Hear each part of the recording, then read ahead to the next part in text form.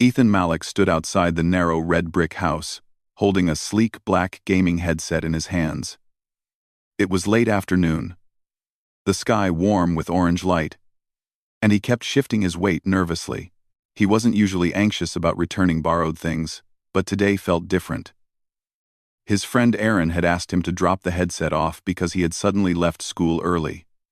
No explanation, no message afterward. Ethan assumed Aaron might be sick, but something about the rushed request felt strange. Aaron was never secretive. If anything, the guy overshared everything from test scores to weird dreams. Yet this morning, he had looked pale, distracted, and almost scared. So Ethan wanted to check on him, even if it was just to make sure he was resting. He raised his hand and knocked on the door. For a moment, nothing happened. Then the door opened, but not in the normal way. It slid slightly, paused, and then moved the rest of the way, as if controlled by someone who wasn't used to regular household doors. Ethan expected Aaron, or maybe his dad. Instead, it was his mom, but not how he remembered her. Mrs. Hale, usually calm, friendly, and always wearing a neat sweater or business blouse, stood before him wearing a long dark coat, half-zipped, as if she had rushed to put it on. Her hair was tied back, but messily, and her eyes held the sharp, alert focus of someone who had not slept in days. There was nothing inappropriate, nothing strange about her clothing, just surprising. She looked like she had run here straight from an emergency. "Ethan," she said, breathless. "Good. You came." "One har," he blinked. Yeah. I just came to return Aaron's headset. He left early, and I know." She stepped forward and gently pulled him inside by the arm. Quickly, before the scan cycle resets, he stumbled as she shut the door behind him. The lock slid into place with a soft, mechanical click, too smooth, too high-tech for a simple suburban home. Ethan stared at her. "Mrs. Hale, is everything okay?" "No," she said. "And that's why I need your help." He almost laughed because it sounded ridiculous. Why would Aaron's mom need his help? He was just a regular student. Ordinary. He wasn't even good at sports or anything dangerous. But when he saw the tension on her face, something close to fear mixed with determination, he stopped himself. "Is Aaron okay?" he asked again, more seriously this time. She took a slow breath. "Yes. For now." That wasn't comforting. Ethan's fingers tightened around the headset. Mrs. Hale gestured toward the living room. "Sit. There is something I must tell you, and you must listen carefully. I know you have questions, but I promise everything will make sense soon." He walked slowly into the room. It looked almost normal, except for one thing. Small metallic devices, like tiny discs, glowed faint blue and were placed in each corner of the walls. They hummed faintly, like active machines. Ethan pointed at one. "What is that?" Mrs. Hale followed his eyes. "Signal scramblers. I will explain." She sat across from him, her coat slightly open, revealing what looked like a slim, armored vest underneath. Not bulky, but definitely protective. Ethan's heart started to beat faster. "Mrs. Hale," he said softly. "Are you in some kind of trouble? Should I call someone?" "No, do not call anyone. No police, no neighbors, no teachers. And especially not the government." She leaned forward. "Not yet," Ethan swallowed. This was no longer a normal visit. "Then please tell me what's going on." Mrs. Hale nodded slowly. "It started 57 hours ago. Aaron and I were having breakfast when our home defense system detected an anomaly. A small energy fluctuation near the backyard. At first, I thought it was nothing, glitches happen. But then it happened again. And again." Ethan blinked. "Wait, home defense system?" She gave a tired smile. "Ethan, my job isn't what you think it is. I do not work for a shipping company. I am part of a classified research division. Most of my work is harmless. Data, theory, predictions. But sometimes the world changes faster than we expect." Ethan tried to process that. "So the anomaly, Was it dangerous? Her fingers tapped nervously on her knee. Yes. Because it wasn't from this world. It was an external signature. He frowned. Like, from outside the neighborhood? No, from outside Earth. Ethan stared. She continued. 3 days ago, a micro-rift opened for less than 2 seconds behind our house. Tiny. Harmless. Barely a crack in space, but enough to let something through. His voice dropped to a whisper. Something? A probe, small, metallic, and clearly not human-made. It vanished before we could capture it, but not before it scanned Aaron. Ethan felt his stomach twist. Scanned? Him? Why? Because, she said, her voice steady but tense. They were looking for someone. And they marked him. Ethan's grip tightened on the headset until the plastic creaked. Marked him for what? Mrs. Hale leaned closer. For contact, for observation, and possibly for retrieval. Ethan felt cold. She continued. That night, Aaron started feeling dizzy. His heartbeat changed rhythm. His eyes glowed faintly when the lights were off. Ethan shook his head. No. No way. That can't be real. She gave him a tired, sad smile. I thought the same. But the medical scanners don't lie. There is foreign energy inside him. And it's growing. The room suddenly felt smaller. Ethan felt like the walls were closing in. Is he okay now? He asked again, almost pleading. Mrs. Hale nodded. He's stable. Resting in a secure room downstairs. But we don't know how long that will last. Ethan exhaled shakily. Relieved Aaron wasn't hurt, at least not yet. Why are you telling me this? He asked softly. I'm not special. I'm not trained. I'm not anything. You're wrong, she said firmly. And the probe showed that. Ethan blinked. Showed what? Mrs. Hale reached into her coat and placed a small metallic cube on the table. It lit up with lines of soft white light. This fell out of the probe before it disappeared, she said. I ran every type of scan on it. Physical, chemical, electromagnetic. Then I tried biological resonance. Biological what? It tests whether a device reacts to living organisms. Most devices react to everyone slightly. But this one reacted only to you. Ethan froze. To me? But I've never even touched it. You don't have to. Whatever species created that probe, it recognizes something inside you. Ethan stared at the glowing cube as if it were a ticking bomb. How could that be possible? He whispered. We don't know, she admitted. But it means 2 things. First, you are connected to all of this. Second, she looked him directly in the eyes. You might be the only one who can help Aaron. A chill ran through him. Help him how? We need to track the foreign energy signature. We need to find the source. And we need to stop whatever is coming next. Ethan shook his head. Mrs. Hale, I'm just a normal guy. I go to school, I do homework, I play games. I'm not a hero. She placed her hand on his shoulder. Humanity's heroes never start as heroes. They start as ordinary people who choose to stand when others cannot. Her words echoed in the quiet room. The glowing cube pulsed softly. The air felt heavier. Something was coming. Something bigger than him, bigger than all of them, and somehow he was tied to it. Ethan swallowed. His mind racing with fear, confusion, and a spark of something he couldn't name. Maybe responsibility, maybe courage, maybe destiny. He looked up. What do you need me to do? Mrs. Hale's expression softened with relief. First, she said, you need to see Aaron. She stood and turned toward the basement door. Ethan followed, headset still in his hands, heart pounding. He didn't know what waited downstairs. He didn't know why an alien probe would care about him. He didn't know how he could possibly make a difference.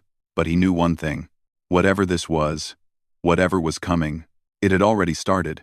Ethan followed Mrs. Hale down the narrow stairs into the basement.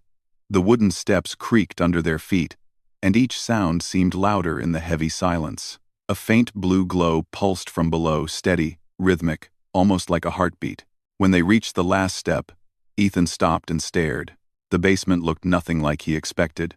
Instead of dusty shelves and old boxes, the room was filled with sleek equipment, glowing screens, and tall, silver machines lining the walls.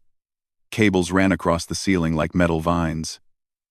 A soft, humming field filled the air, making the hair on Ethan's arms stand up. And in the center of the room, inside a transparent chamber, lay Aaron. He wasn't unconscious, but he wasn't fully awake either. His eyes were closed, his breathing slow and measured. Blue light ran along veins near his temples and neck, glowing like liquid circuits beneath his skin. Ethan felt his chest tighten.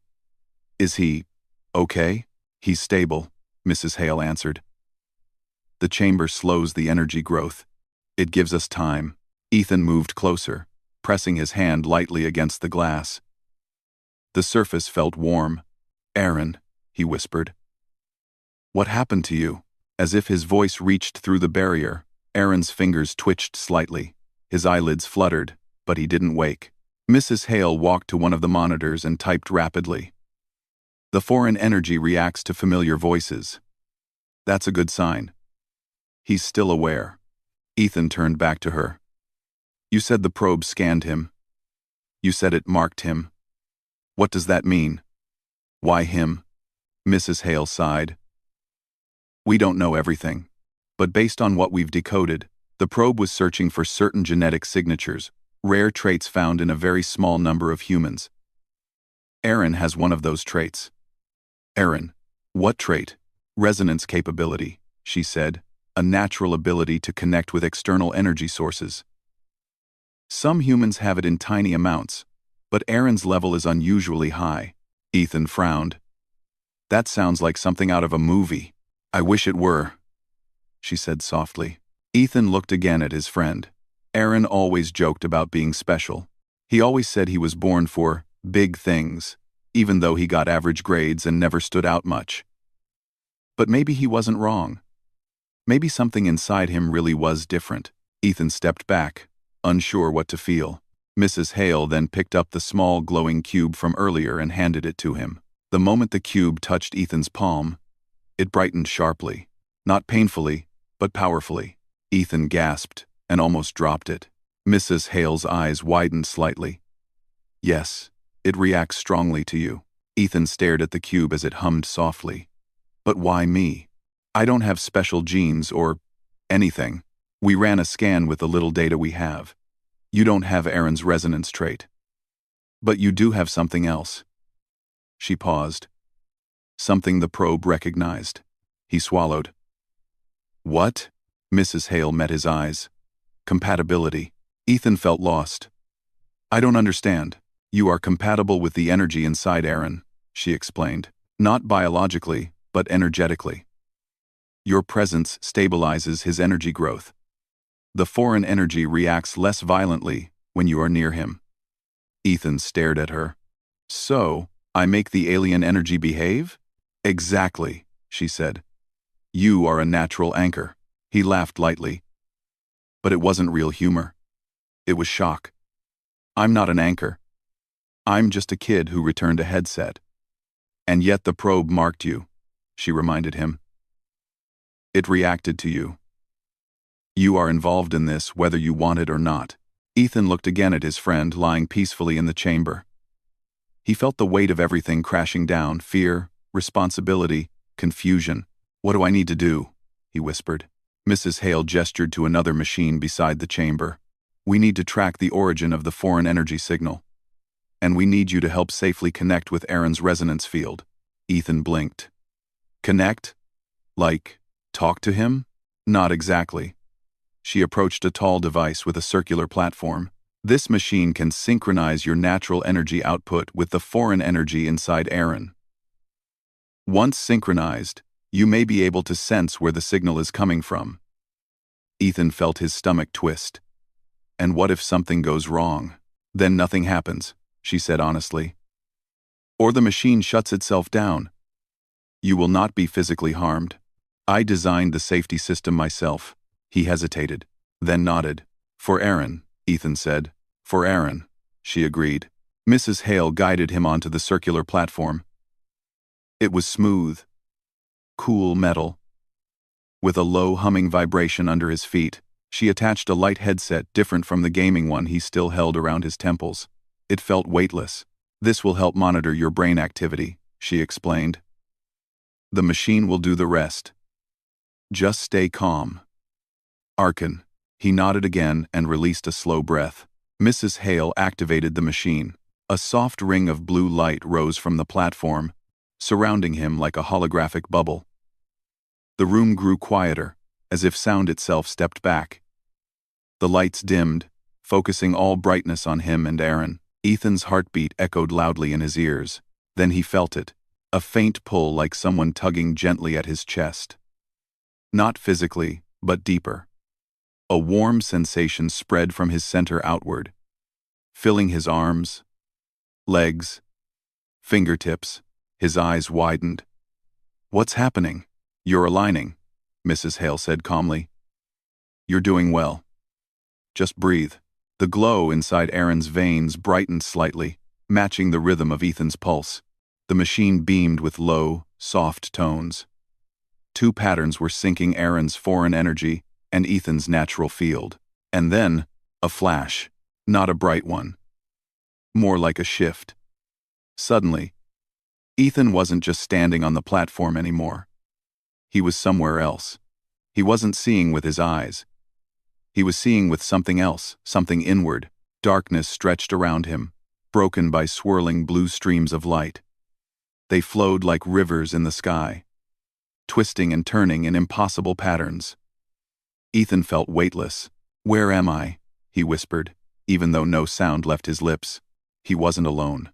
In the distance, a point of light pulsed, small, distant, but powerful. A signal. Ethan felt the faint pull again, pointing directly toward the light. It was calling to him. Not in words, not in emotion, but in pure energy. Like a beacon, he instinctively reached toward it. The light flickered, and suddenly surged closer, expanding rapidly until it filled his vision. A shock hit him. A flash of images, not clear ones, distorted, broken, like signals from a damaged antenna. A metal structure floating in darkness, strange symbols pulsing on a curved surface. A group of tall, shadowed figures standing around a glowing map. And then, a single silver eye, looking straight at him. The moment it turned toward him, Ethan felt the pull snap violently. He gasped and stumbled backward as he was thrown out of the vision. The platform lights shut down. The humming stopped. The basement returned. Mrs. Hale reached him instantly. "Ethan, are you okay?" He steadied himself, breathing hard. I saw something." "What did you see?"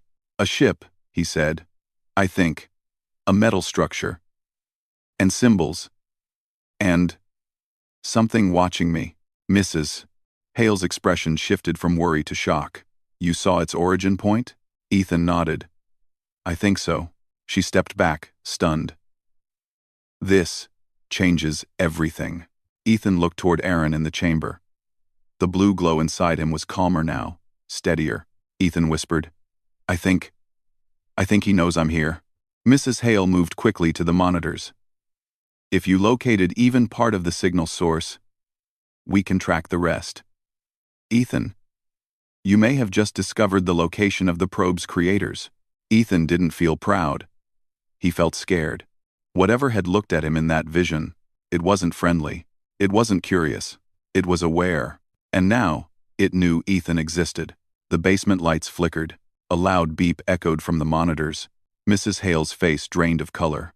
"No." Ethan rushed to her side. "What's wrong?" She pointed at the screen. Something just activated the energy signature inside Aaron. "It's responding to your synchronization." "Rin." The numbers on the monitor spiked. "Is that bad?" Ethan asked. Mrs. Hale swallowed hard. "Ethan, I think they felt your connection. And now," she looked at him sharply, "they're coming." The basement filled with a sharp, pulsing alarm.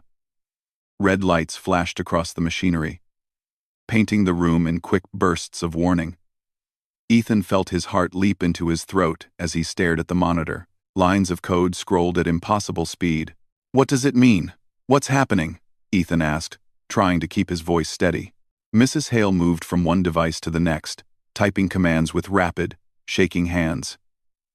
"The connection you made. It wasn't one way." Ethan froze. "You mean?" "Yes," she said. "When you reached toward the signal reached back. They detected you, and they detected this location." A cold wave washed through Ethan. He looked at Aaron, still lying inside the chamber as the blue glow in his veins flickered like electricity struggling to stay stable. "Is he in danger?" Ethan asked. "We all are," Mrs. Hale said quietly. "If they are coming here, they will try to reclaim what they marked. Aaron is their target. And now? Possibly you." Ethan didn't know what to say. He wasn't brave. He wasn't a fighter. But hearing that made something inside him harden. He stepped closer to the chamber. "Aaron is my friend. I'm not leaving him." Mrs. Hale looked at him, surprised but grateful. "Good. Because we need you now more than ever." Ethan turned toward her. "Tell me what to do." Mrs. Hale took a deep breath, then pointed at a long device on a table. It looked like a metal staff with a glowing blue ring at one end. "We need to relocate," she said. "The house is no longer safe. We must move Aaron to a secure facility where they can't detect him."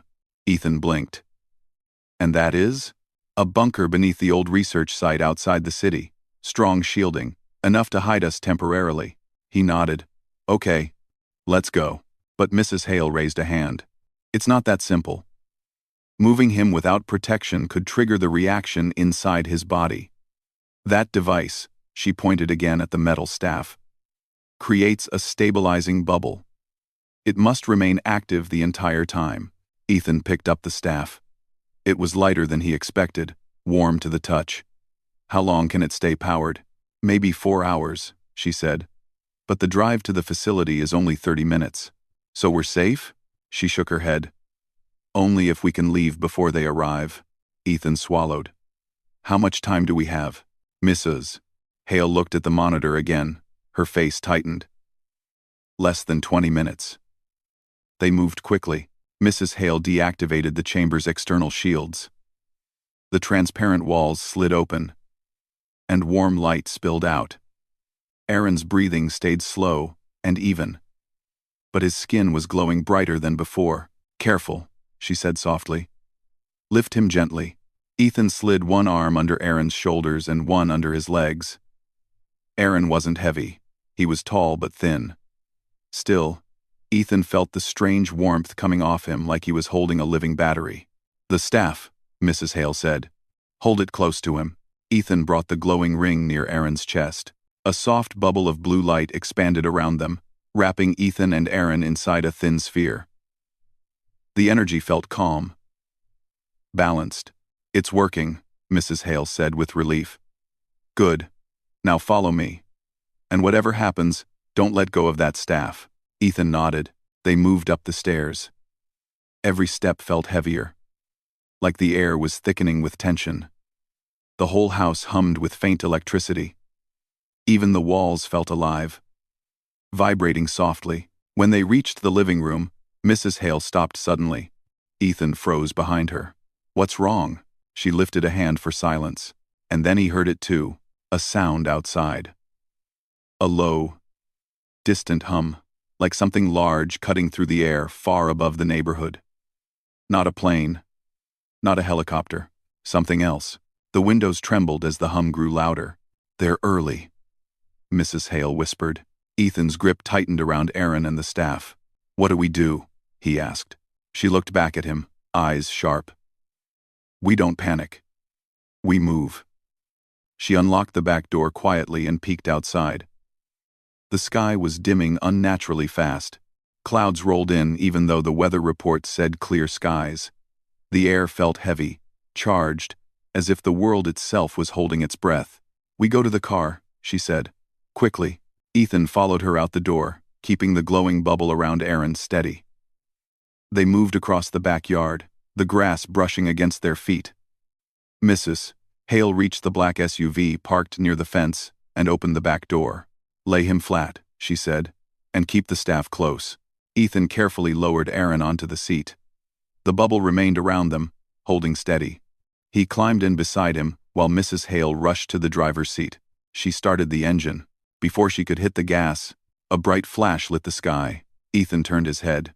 A massive, circular shadow hovered above the neighborhood. Silent, smooth, and shaped like a perfect dark disk. No lights, no markings, just a floating shape blocking out the sun. Ethan's breath caught. Mrs. Hale. I see it, she said, gripping the wheel. Hold on. The SUV sped forward, wheels kicking gravel behind them as they raced down the narrow road. The shadow above moved slowly, too slowly, tracking them. Ethan watched through the window as beams of soft white light scanned the houses below. Not destructive, searching. For Aaron, for the energy inside him, for the signal that Ethan accidentally sent back. Mrs. Hale turned sharply onto the main road. Almost there, stay calm. But the shadow suddenly shifted, course it tilted, then began following directly above their car. Ethan's chest tightened. They're locked on us. Keep the staff steady, Mrs. Hale shouted. The bubble is the only thing hiding Aaron's energy from them. If it collapses, they will take him instantly. Ethan held the staff with both hands, pressing it close to Aaron's chest. The blue bubble flickered, then stabilized. Just stay with me, Aaron, Ethan whispered. We're getting you out of here. Aaron didn't respond, but his glowing veins dimmed slightly, almost like his body heard him and calmed. The UFO above them hummed louder. Mrs. Hale pressed harder on the accelerator, the engine roaring. The city outskirts came into view, the long road leading toward the hills. But before they could reach the open highway, a beam of white light shot down from the craft. It hit the road in front of them, cracking the asphalt and throwing dust into the air. Mrs. Hale swerved hard, the car nearly tipping before stabilizing. They're trying to slow us, she shouted. Ethan held Aaron tightly as the car bounced. Why don't they just destroy us? They won't risk harming the marked subject, she said.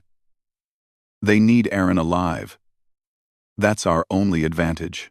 Ethan looked out the back window. The craft lowered closer. Another beam formed beneath it. Mrs. Hale's voice was tight with fear. Brace yourselves. The beam shot down again. But before it reached them, the blue bubble around Aaron suddenly expanded outward, pulsing with a shockwave of energy. The beam hit the bubble instead of the car. The bubble rippled, but held. The beam bent away, deflected like light hitting a mirror. Ethan stared in disbelief. Did Aaron do that? Mrs. Hale checked the screens on the dashboard. His energy reacted to protect itself. The foreign energy inside him isn't passive, it's aware. The craft above hesitated. Then it rose slightly, as if reconsidering. Mrs. Hale took her chance. Hold tight, she shouted, flooring the accelerator. The SUV shot forward, racing down the long road toward the hills. For several tense moments, the craft didn't follow. Then, another hum filled the sky. This one deeper, stronger. Ethan looked back and his eyes widened in horror. A second craft appeared on the horizon. Larger, faster, and it was coming straight for them. Mrs. Hale whispered. They sent reinforcements. Ethan held the staff tighter, his hands shaking. Aaron's glow brightened again, reacting to the new threat. The blue bubble flickered. Mrs. Hale's voice trembled for the first time. Ethan, whatever happens, don't let the bubble break. Ethan nodded, heart pounding as the second craft descended with terrifying speed. The chase wasn't over. It was just beginning. The SUV sped along the dusty road, engine roaring louder than it ever had before. Mrs. Hale kept both hands tightly on the steering wheel, her eyes fixed on the distant hills. Every second mattered now. The larger alien craft behind them moved like a silent predator, smooth, fast, and terrifyingly precise. Ethan could feel the air shake with the craft's deep humming. It reminded him of a storm rolling across the land. Except this storm wasn't natural. It was following them. He held the stabilizing staff close to Aaron's chest, the glowing bubble shimmering around them inside the car. Even with all the chaos around them, Aaron remained still peaceful, but glowing brighter with each passing minute. Mrs. Hale spoke over the roar of the engine. We're 5 minutes from the facility. The entrance is hidden along the cliff edge. Once we get inside, their scanners won't detect us. Ethan nodded, even though she couldn't see him. He kept his eyes on Aaron. The glow inside Aaron's veins pulsed like a heartbeat. Strong, rhythmic, living. Ethan whispered, "Hang in there, man. We're almost safe." But the alien craft disagreed. A sharp beam of white energy shot down from above, striking the road behind them. The explosion of gravel and dust filled the air, shaking the SUV. Ethan flinched. "They're getting closer." Mrs. Hale gritted her teeth. "I know. Keep the bubble steady." Another beam shot down, but this one wasn't aimed directly at them. It cut across the road ahead, carving a glowing line into the ground. Ethan's eyes widened. "They're trying to trap us." Mrs. Hale swerved hard, turning onto a narrow dirt road leading between two rocky hills. The SUV bounced violently, and Ethan had to use his free arm to steady Aaron. "Sorry," she shouted. "It's okay." Ethan yelled back, "Just keep going." Behind them, the craft angled downward, moving between the hills, following with frightening speed. Ethan felt sweat on his forehead. He wasn't sure if it was fear or the heat from the bubble around Aaron. Maybe both. The road twisted sharply. Dust flew everywhere. Rocks scraped the sides of the SUV. Mrs. Hale shouted, "The facility is just beyond the hill." A small hope flickered inside Ethan, but then the craft made its move. A glowing disc detached from its underside. It fell silently, spinning through the air like a giant coin. Ethan pointed. "What is that?" Mrs. Hale barely glanced. "A drone." The drone unfolded like a metal flower, revealing spinning rings around a glowing center. It shot toward them, fast. Ethan braced himself. "Incoming." The drone fired a thin beam different from the main craft's. It was sharper, focused, like a needle of light. It hit the bubble around Aaron. The bubble rippled violently, the blue light shaking in waves. Ethan felt pressure in his chest, like his heart was being squeezed. "It's breaking!" "Mrs. Hale!" She slammed the brakes. The SUV skidded, sliding sideways in the dirt. The drone overshot them, zooming past. Mrs. Hale didn't waste a second. She turned sharply into a narrow canyon between two rocks. "Hold the bubble steady." Ethan held the staff with both hands, pressing it against Aaron. "Stay with me. Stay with me." The bubble flickered, then stabilized again, growing brighter. Ethan let out a shaky breath. Okay. The canyon was tight, barely wide enough for the SUV. The rocky walls scraped against both sides. Mrs. Hale pushed the car forward, even as sparks flew from the mirrors scraping stone.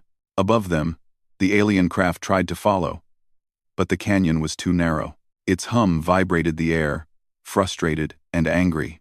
Mrs. Hale smirked lightly.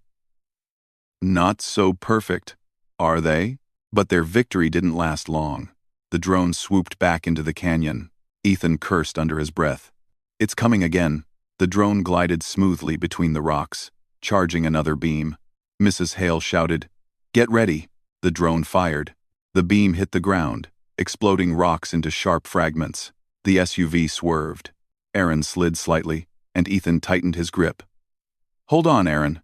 The drone lined up a second shot. This time, Ethan acted before thinking. He swung the staff toward the drone. A pulse of blue energy burst from the bubble, silent but powerful, rushing straight at the drone. The drone jerked sideways, hit the canyon wall, and cracked into 3 pieces. The broken parts fell into the dust.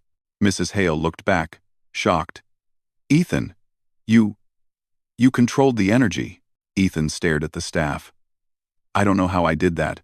It was instinct," she said. "The energy inside the bubble responded to your intention." Ethan took a deep breath. "So, I can protect him?" "Yes," she said. "And that means you're more important than we thought." The canyon opened into a wide clearing. A giant rock wall stood before them. Mrs. Hale hit a sequence of buttons on a device attached to the dashboard.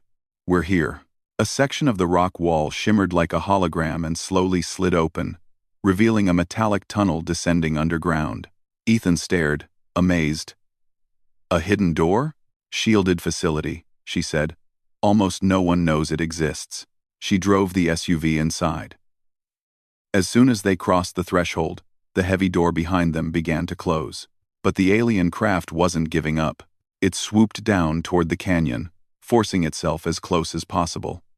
The humming grew louder, angrier. A final beam of bright white light shot out, racing toward the closing door.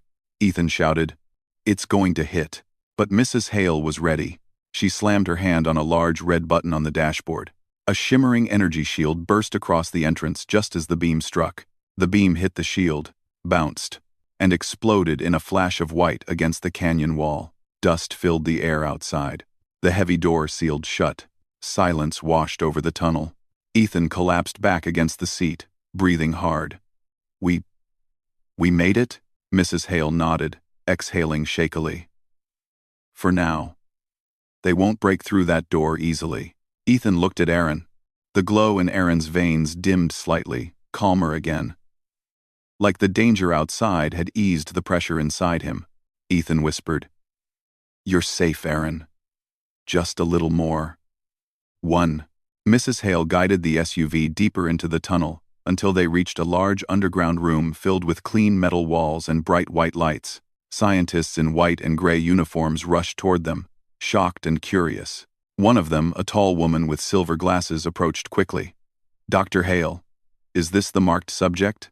"Yes," Mrs. Hale said, "and we don't have much time. Prepare the containment chamber." Ethan helped lift Aaron out again, keeping the staff close. The scientists looked at Ethan too, whispering questions. Mrs. Hale answered for them. "He's essential. Do not separate him from Aaron." Ethan felt a mix of fear and pride hearing that. They placed Aaron onto a platform inside the new chamber. The machines activated instantly, scanning his glowing body with soft beams of light. But then, something unexpected happened. The lights above flickered. The floor vibrated. Aaron's glow surged suddenly, twice as strong as before. The scientists stepped back, startled. Mrs. Hale stared at the monitors. "Something's happening. The energy is reacting again." Ethan felt the staff vibrate in his hands. He looked at Aaron, and for the first time, Aaron's eyes opened. Only for a second, but in that second, his eyes glowed bright blue like two stars burning behind glass. He looked directly at Ethan, and whispered one word: "Run." The lights shattered. Machines sparked. Alarms began to scream. Mrs. Hale whispered, horrified, "Ethan, something else is activating inside him." The alarms echoed through the underground facility, sharp and urgent, bouncing off the metal walls with a terrifying rhythm. Red lights flashed above everyone, bathing the room in a trembling glow. Ethan stood frozen, staring at Aaron, who now lay on the platform with blue light racing through his veins. Mrs. Hale stepped back from the control panel, completely shocked. This energy level, it's impossible. He should not be able to generate this much power while unconscious. But Aaron wasn't unconscious anymore. His eyes had been open for just a second, one short second, but the intensity inside them had been enough to freeze Ethan's blood. "Run." That one word kept repeating in Ethan's mind like a cold echo. The scientists rushed to the screens, typing fast, trying to understand what was happening. The machines flickered and sparked as if they were being overloaded by some invisible force. One of the scientists shouted, "Dr. Hale, the energy is forming an internal surge. It's spreading faster than our systems can record." Another said, "If this continues, the chamber won't hold for long." "Mrs. Hale clenched her jaw. "We need to stabilize him.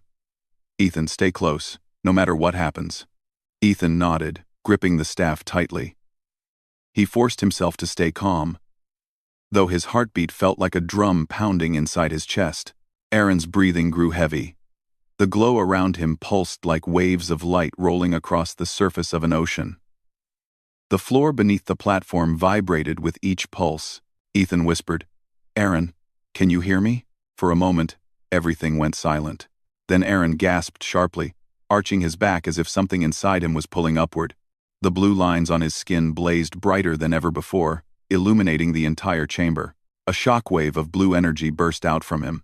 Ethan braced himself, but strangely the wave didn't push him away. Instead, it curved around him like an invisible shield. The The staff he held glowed with the same color, responding to Aaron's energy like it was alive. But the shockwave didn't spare everyone. Several scientists stumbled back, pushed by the force. Papers flew, equipment toppled, the lights flickered wildly. Mrs. Hale steadied herself.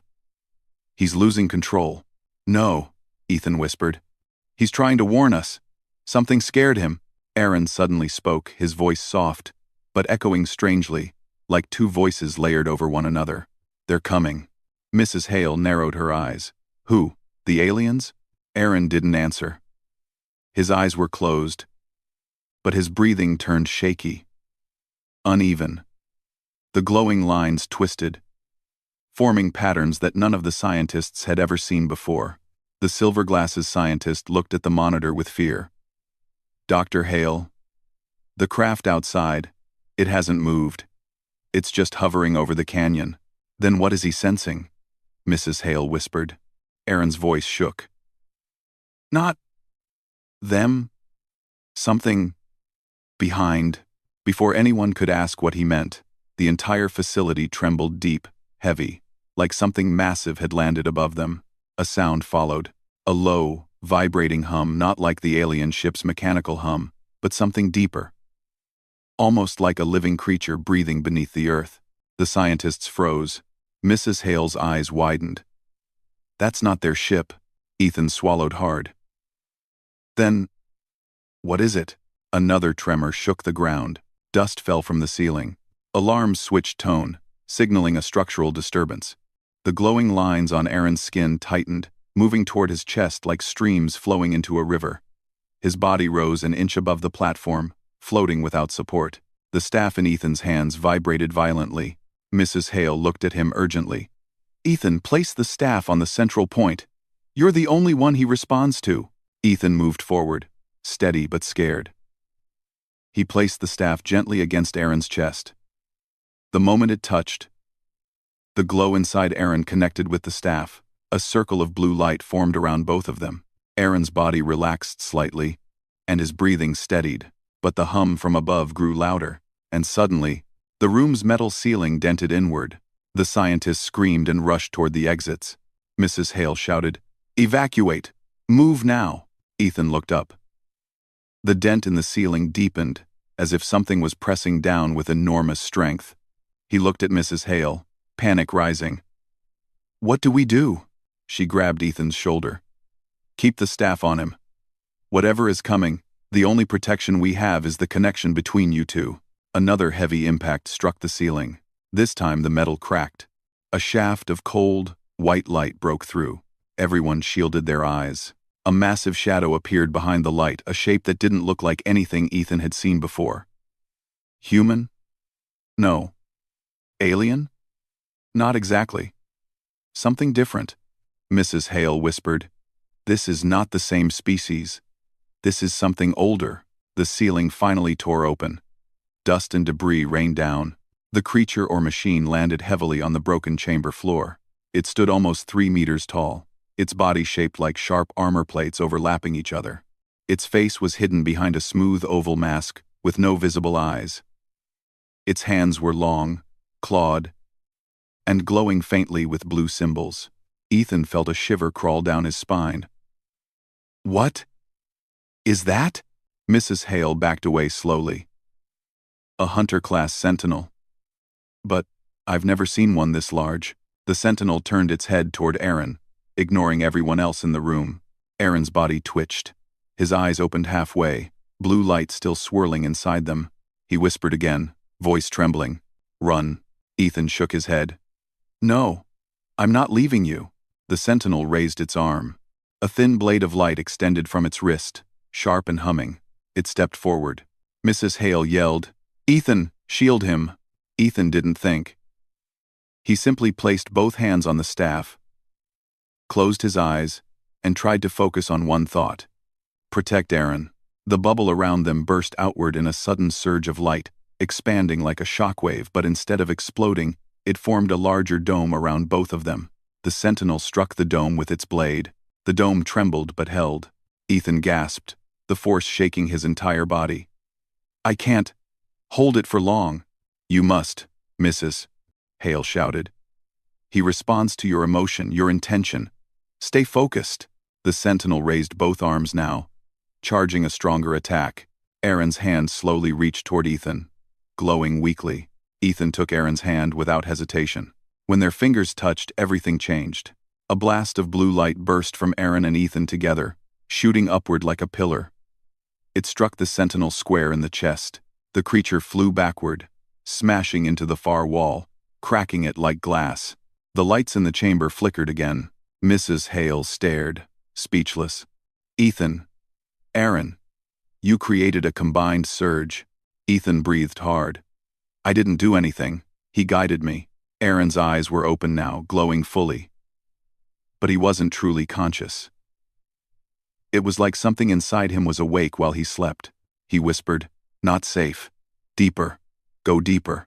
Mrs. Hale snapped back into action. "There's a secondary tunnel underneath this chamber.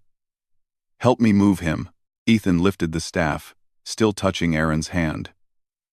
The glow around Aaron softened, letting Ethan and Mrs. Hale carry him. The sentinel began to stand again. Ethan's heart dropped. "It's still alive?" Mrs. Hale shouted, "Move now." They rushed toward a small door at the side of the chamber. Mrs. Hale slammed her fist on a hidden panel. The door slid open, revealing a dark stairway leading deeper underground. Another roar shook the room as the sentinel tore free from the broken wall. Ethan glanced back just in time to see it charging toward them. Mrs. Hale grabbed his arm and pulled him inside. "Go." The door slid shut just as the sentinel's blade struck it. THDDDKK. Metal bent inward, but held. For now, Ethan carried Aaron down the stairs, his breath quick and uneven. The tunnels were dim, lit only by small emergency lights along the walls. The air was cooler here, but the ground vibrated with every strike the sentinel made above. Mrs. Hale led the way. "This lower level, it's older, almost abandoned. But it's our only chance." Ethan looked at Aaron, whispering, "Just stay with us. We'll get you safe." Aaron's eyelids fluttered, and a faint smile crossed his lips, peaceful, familiar.